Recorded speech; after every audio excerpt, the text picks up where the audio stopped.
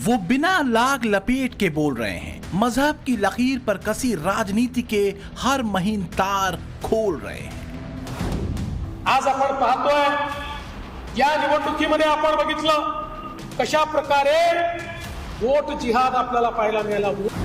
आने वाले महाराष्ट्र के सरकार के इलेक्शन में भी आपको उसी वजह से हारना होगा। राष्ट्रवादी सूत्र पर साधे जा रहे हैं एकजुटता के तार, जातिवादी राजनीति पर वो कर रहे तगड़ा प्रहार। बटेंगे तो कटेंगे। अब तुम्हारा राज खत्म हो जाएगा। आबादी बढ़ रही है मुसलमानों की इतनी, और आगे सत्ता में आ जाएंगे। चुनौतियां किसके लिए हैं, क्यों हैं, यही प्रश्न है। खतरा कौन सा है जो आसन्न है? कथित सेकुलरिज्म में छुपी तुष्टीकरण की राजनीति पर उनका वार प्रचंड है। जब हमारे हिंदू का ऊपर आक्रमण होते हैं, कभी महबूबा मुफ्ती अपना कार्यक्रम को कैंसिल किया था। ये लोग हिंदू विरोधी है और खुश नहीं है, उनका डीएनए ही हिंदू विरोधी। तो बस इसी तरह की बात करने पे आ गए, पोलराइज करने की कोशिश की जा रही है। तो क्या हिंदुत्व वाली धारा ने मचा दी है विरोधी कैंप में खलबली? सांस्कृतिक राष्ट्रवाद की बोल्ड लाइन पर मैदान में उतर गए हैं बीजेपी के त्रिदेव, द बाहुबली। उत्तर प्रदेश के मुख्यमंत्री और हिंदुत्व के फायर ब्रांड नेता योगी आदित्यनाथ असम में बांग्लादेशी रोहिंग्या घुसपैठियों के खिलाफ एक्शन लेते सीएम हिमंता बिस्वा शर्मा और महाराष्ट्र में वोट जिहाद का गणित समझाते उप मुख्यमंत्री देवेंद्र फडणवीस। ये बीजेपी के वो त्रिदेव हैं जिनकी चुनावी रैलियों में सूत्र एक है, हिंदुत्व।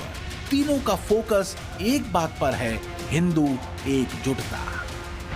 महाराष्ट्र के लोकसभा चुनाव में बीजेपी और शिवसेना को मिले झटके की वजह फडणवीस वोट जिहाद को बताते हैं। योगी कहते हैं अगर जाति में बटोगे तो कटोगे, और हिमंता कहते हैं विपक्ष एंटी हिंदू है। तो आखिर क्या वजह है कि ये त्रिदेव हिंदुत्व की लाइन को लेकर इतने मुखर और आक्रामक नजर आ रहे हैं? वजह है जातियों में हिंदू वोट बैंक को तोड़ने की विपक्ष की कोशिश।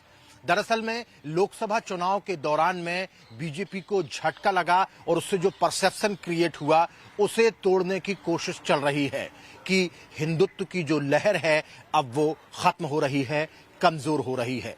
ये त्रिदेव विपक्ष की उस चाल पर भी वार कर रहे हैं कि हिंदुओं को जातियों में तोड़ दो और बीजेपी से अलग कर दो। अगर देखें तो योगी हों, हिमंता हों या देवेंद्र फडणवीस, अपने राजनीतिक सूत्र को लेकर इन तीनों नेताओं में रंच मात्र भी शंका नहीं। न दृष्टि में जाले हैं, न जुबान पर ताले। जो इनके मुताबिक सच है, न्याय संगत है और तर्क से भरा है, वही सत्य खरा है। जो देश को छोड़कर कट्टरपंथी मजहब की लकीर पर चल रहे हैं, उनके लिए संदेश और संकेत दोनों तीखे और खरे हैं। मैं यही सलाह दूंगा, जो लोग पाकिस्तान जिंदाबाद दिया, धक्का मार मार के जेल में ढुकाइए। सर, जम्मू का चुनाव जीतने का बाद यही मेरा उनका एक ही सलाह होगा। बाकी तो उसकी हिंदी गठबंधन है। जब हमारे हिंदू का ऊपर आक्रमण होते हैं, कभी महबूबा मुफ्ती अपना कार्यक्रम को कैंसिल किया था। आज हर बार हमास का कोई लीडर मरता है, प्रियंका गांधी रोना शुरू कर देती। लेकिन अगर भारत में कोई आतंकवादी हमले में हिंदू मरते हैं, शहीद होता है, क्या उनके लिए और होता है? ये लोग हिंदू विरोधी है और खुश नहीं है, उनका डीएनए ही हिंदू विरोधी। तो क्या सारा फोकस अब हिंदुत्व के सूत्र पर हिंदुओं को एकजुट करने का है? इसमें कोई शक नहीं है कि बीते 10 सालों से ज्यादा वक्त से सत्ता का मुंह न देख पाने वाली कांग्रेस और बार बार फेल हो रहे उसके नेता राहुल गांधी के लिए सबसे बड़ी चुनौती हिंदुत्व ही है। राहुल गांधी ये बात बखूबी समझ चुके हैं कि brand Modi plus Hindutva plus विकास का मतलब है कांग्रेस की हार। और इसकी काट के तौर पर जो फार्मूला राहुल गांधी और इंडी गठबंधन लेकर उतरा है, वो है हिंदू माइनस जाति, जिसका मतलब है कांग्रेस की जीत। जाति वाले दांव को कांग्रेस ने बहुत महीन तरीके से संविधान को खत्म करने वाले अपने जुमले में जोड़ा और ये असरदार रहा। लेकिन क्या जम्मू कश्मीर, झारखंड या फिर हरियाणा में ये जुमला कोई असर करने जा रहा है? वो नफरत फैलाते हैं। हम इसकी रक्षा करते हैं, संविधान की रक्षा करते हैं, अंबेडकर जी की संविधान की रक्षा करते हैं, वो इसे खत्म करते हैं। छोटी छोटी पार्टियां घूम रही हैं, ये बीजेपी की ABCDEF टीम्स है। इनको आप समर्थन मत दीजिए, कांग्रेस पार्टी को अपना वोट दीजिए और यहां बीजेपी की सरकार को हटाने का काम कीजिए। विरोधाभास देखिए कि संविधान की रक्षा वाला नारा उस पार्टी का नेता लगाता है जिस पार्टी ने कभी देश में इमरजेंसी लगाई थी। बीजेपी कहती है कि मोहब्बत फैलाने वाले दावे का सच 1984 के सिख विरोधी दंगों में देश देख चुका है। हिंदुत्व की लाइन को लेकर चुनावी मंचों से कांग्रेस और उसके सहयोगी पार्टियों पर तीखे हमले करने वाले त्रिदेव सीधे आरोप इंडी गठबंधन पर लगाते हैं। ये कि कांग्रेस और इंडी गठबंधन मुस्लिम तुष्टीकरण करता है, हिंदुओं को जाति में बांटने की साजिश रचता है, हमास हिजबुल्लाह से प्रेम दिखाता है ताकि मुस्लिम वोटर्स का भरोसा जीत सके, लेकिन बांग्लादेश में हिंदू नरसंहार पर चुप्पी साध लेता है क्योंकि इससे मुस्लिम वोट खिसक सकता है। और तो और मुस्लिम बहुल सीटों पर वोट जिहाद के खेले का आरोप भी फडणवीस, योगी और हिमंता विपक्ष पर लगाते हैं।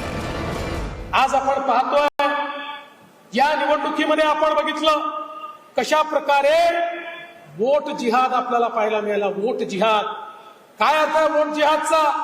वोट जिहादचा अर्थ आहे, एकच साधं उदाहरण सांगतो, धुळ्यासारखी जागा, ज्या जागेवर 6 विधानसभेपैकी 5 विधानसभेमध्ये 1,90,000 मतांनी पुढे असलेला उमेदवार केवळ मालेगाव मध्य या एकाच विधानसभेत 1,94,000 मतांनी मागे जातो आणि 4,000 मतांनी निवडणूक हारतो।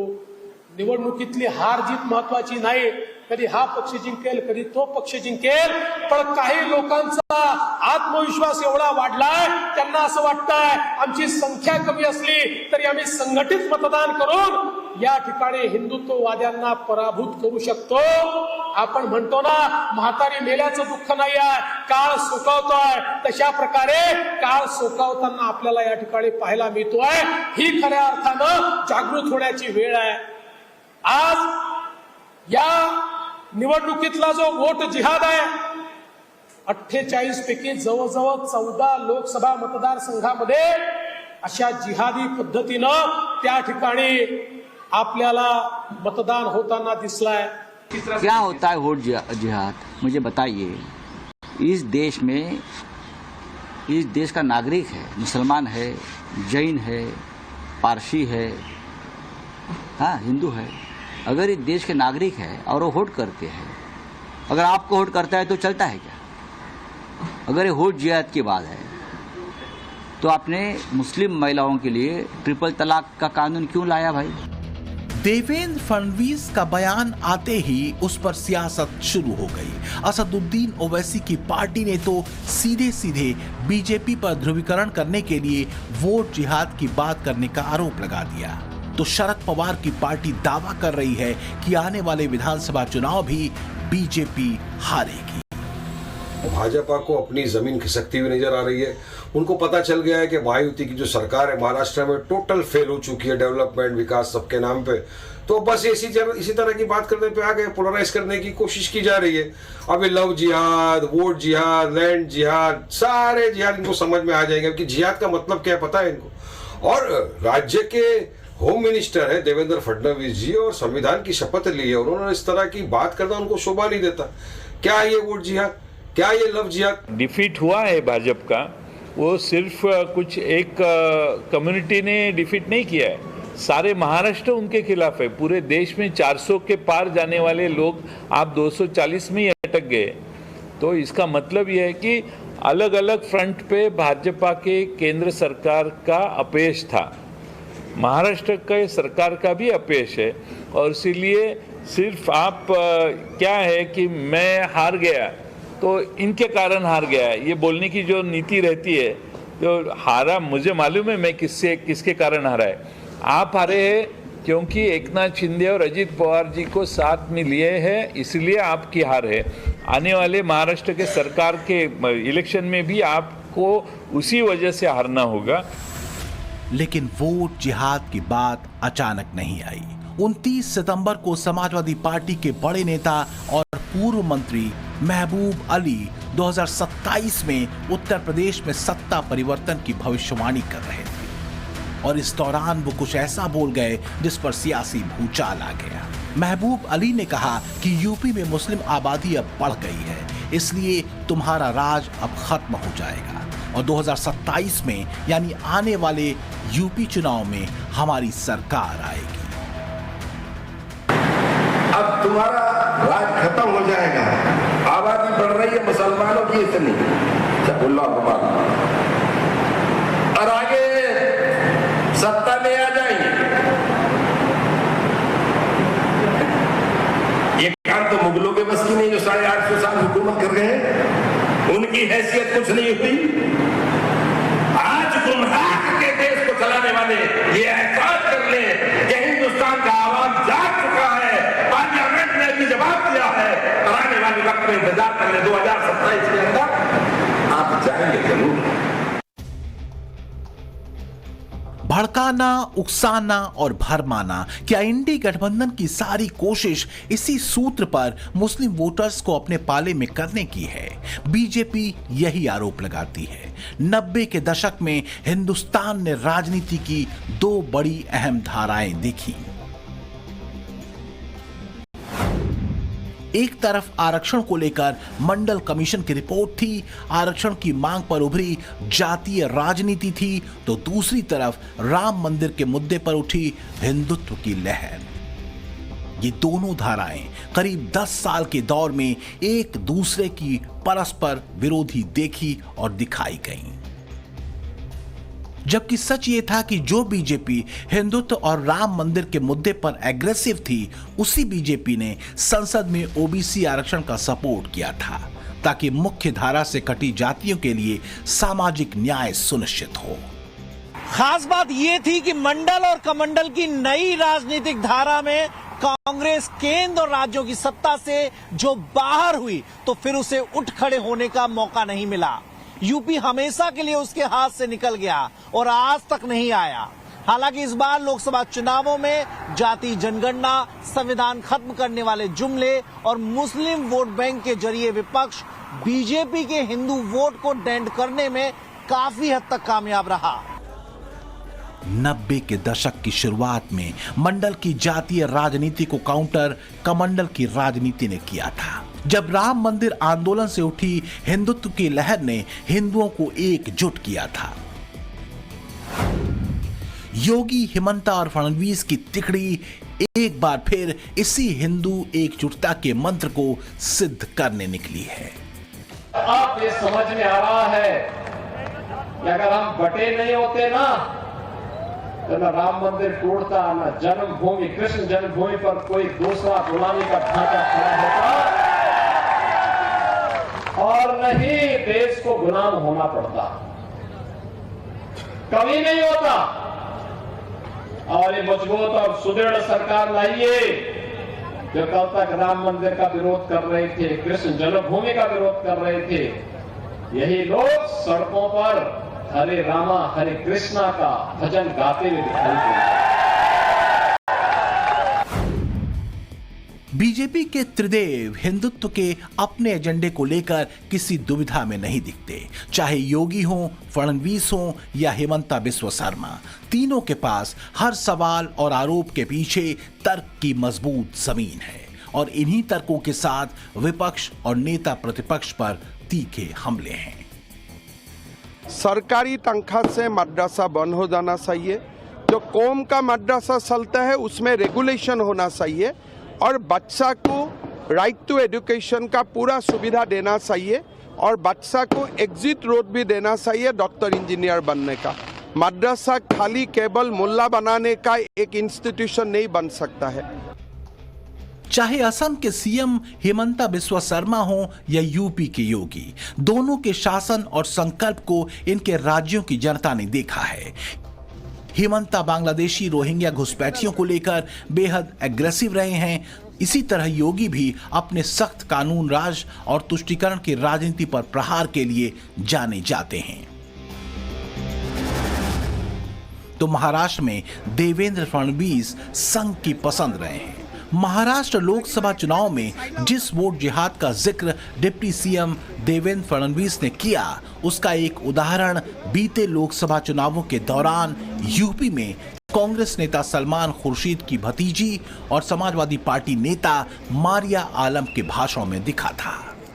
बहुत अकलमंदी के साथ, बहुत जज्बाती ना होके, बहुत खामोशी के साथ एक साथ होके वोटों का जिहाद करो, क्योंकि हम सिर्फ वोटों का जिहाद कर सकते हैं और इस संघी सरकार को भगाने का काम कर सकते हैं। बहुत शर्म आती है जब मैंने आज ये सुना कि कुछ मुसलमानों ने आज यहाँ पर बैठ के मुकेश राजपूत की मीटिंग कराई। मुझे लगता है समाज से उनका हुक्का पानी बंद कर देना चाहिए।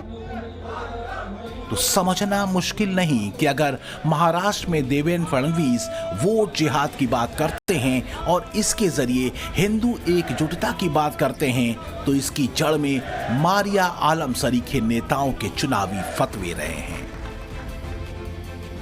समझना यह भी मुश्किल नहीं है कि बीजेपी के त्रिदेव योगी, हिमंता और फडणवीस को ऐसी बातें कहने की जरूरत क्यों पड़ी? क्या हिंदुत्व की लाइन को और गाढ़ा या स्पष्ट करने की कवायद भर है, या विपक्ष के जातीय उभार की रणनीति को काउंटर करने का जतन? तो क्या मुद्दा दरअसल हिंदू एकजुटता बनाम तुष्टीकरण का है? हिंदुत्व का परचम लहराते बीजेपी के 3 फायरब्रांड मुख्यमंत्रियों के वक्तव्यों को सुने तो संकेत यही मिलता है। योगी कहते हैं बटेंगे तो कटेंगे, एक रहेंगे नेक रहेंगे। असम के मुख्यमंत्री हिमंता कहते हैं कि मियां मुस्लिमों यानी बांग्लादेशी घुसपैठियों को असम हथियाने नहीं देंगे। तो वहीं महाराष्ट्र में डिप्टी सीएम देवेंद्र फडणवीस कहते हैं वोट जिहाद को जवाब देना जरूरी है।